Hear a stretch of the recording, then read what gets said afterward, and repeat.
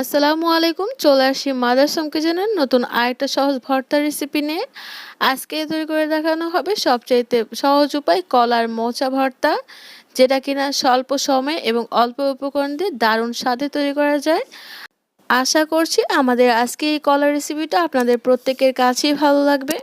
তো চলুন কথা বলবো না, চলে যাই মূল রেসিপিতে। এর জন্য লাগবে কিন্তু কলার মোচা, আর এটা কিন্তু এই যে দেখতে এরকম অনেকটাই, আর এটার প্রতি পাটে পাটে কিন্তু এই যে ছোট ছোট কলার থাকে।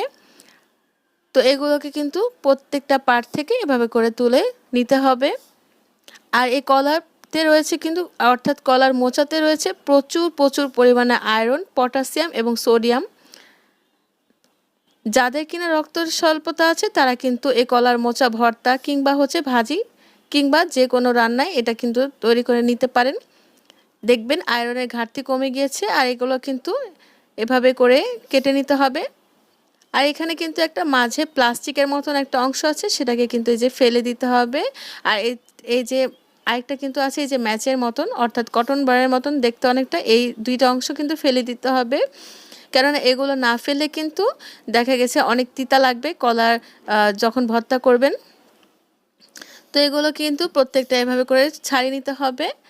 আর এই যে সবগুলো ছাড়ানোর পরে এখন এই এতটুকু হয়েছে, এগুলো এখন ভালো করে ক্লিন করে নিতে হবে পরিষ্কার পানি দিয়ে বেশ কয়েকবারের জন্য। ক্লিন করার পরে এখন কিন্তু আমরা এটাকে সিদ্ধ করে নিব।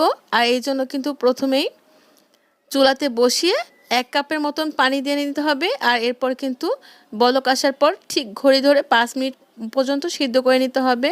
এতে করে দেখবেন যে কলার যে কষটা আছে একদম সম্পূর্ণ চলে গিয়েছে।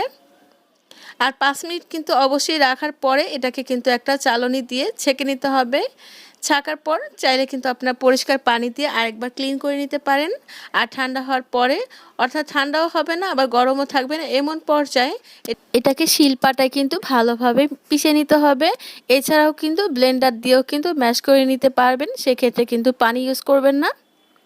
তো দেখতে দেখতে কিন্তু ম্যাশ হয়ে গেছে, এটা কিন্তু আমরা আরেকবার পিষে নিব বা ম্যাশ করে নিব। আর এই যে 2বার পিষে নেওয়ার পরে এখন কিন্তু একটা পরিষ্কার পাত্রে তুলে নিতে হবে। আর এখানে কিন্তু ফালি করা কাঁচামরিচ নিয়েছি আমরা 4 থেকে 5টা, সেই সাথে লাগবে কিন্তু 4 থেকে 5টা মিডিয়াম সাইজের পেঁয়াজ কুচি। তো তেলের মধ্যে দিয়ে একটু ব্রাউন করে আমরা কিন্তু এটাকে ভেজে নিব। এই তো ব্রাউন কালার কিন্তু চলে আসছে। এখন এর মধ্যে দিয়ে দিতে হবে পানি। পানি কিন্তু আমরা এখন 1/2 কাপ পরিমাণ দিব। এরপর দিয়ে দেওয়া লাগবে কিন্তু একে একে সবগুলো মশলা। প্রথমেই যাচ্ছে কিন্তু আদা রসুন পেস্ট 1 চা চামচ, সাথে যাচ্ছে 1/2 চামচ পরিমাণ লবণ, সেই সাথে ফালি করা কাঁচামরিচ, লাগবে 1 চামচ পরিমাণ গুঁড়া মরিচ, 1 চামচ পরিমাণ হলুদ গুঁড়া, 1 চামচ পরিমাণ ধনিয়া গুঁড়া এবং সর্বশেষে 1 চামচ পরিমাণ জিরা গুঁড়া। সবগুলো উপকরণ দেওয়া হয়ে গেলে খুব ভালোভাবে বেশ কয়েকবার পানি শুকানো পর্যন্ত আমরা কষিয়ে নিব। আর এই তো কষানোর এক পর্যায়ে দেখতেই পাচ্ছেন কালারটাও চেঞ্জ হয়ে গিয়েছে। এখন কিন্তু আরেকবার পানি দিয়ে তেল না আসা পর্যন্ত কিন্তু আমরা এটাকে আরেকটু কষিয়ে নিব। দেখতেই পাচ্ছেন উপরে কিন্তু তেল চলে এসেছে। এই পর্যায়ে কিন্তু দিয়ে দিতে হবে সেই যে পিষে রাখা কলার মোচাগুলো। আর বাটি ধুয়ে কিন্তু আমরা 1 থেকে 1.5 কাপ পরিমাণ পানি দিয়ে দিব। তারপর উল্টে পাল্টে খুব ভালোভাবে নেড়েচেড়ে মিশিয়ে নিতে হবে। এখানে কিন্তু আর কোনো পানি দেওয়ার কোনোই প্রয়োজন নেই। এটাকে কিন্তু মিডিয়াম টু লো হিটে আমরা এটাকে রান্না করে নিব যতক্ষণ না এটার কালার পুরোপুরি চেঞ্জ হয়ে যাচ্ছে আর এটার মধ্যে যতটুকু পানি আছে সম্পূর্ণ না শুকিয়ে যাচ্ছে। তো রান্না করে এক পর্যায়ে দেখে নেওয়া হয়েছিল যে লবণটা ঠিক আছে কিনা।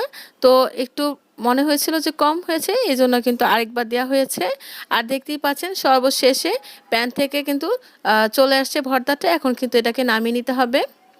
আর এরই মাঝে তৈরি হয়ে গিয়েছে অসম্ভব অসম্ভব মজার কলার মোচা ভর্তা, যেটা কিনা একদম অনেক অনেক পুষ্টিগুণে ভরা। যাদের কিনা আর কি রক্তের স্বল্পতা রয়েছে তারা কিনা অনায়াসে এই কলার মোচার ভর্তা খেতে পারেন। আশা করি আমার আজকের রেসিপিটা আপনাদের কাছে ভালো লেগেছে। এরকম আরও মজার রেসিপি পেতে আমাদের সাথেই থাকবেন। আল্লাহ হাফেজ।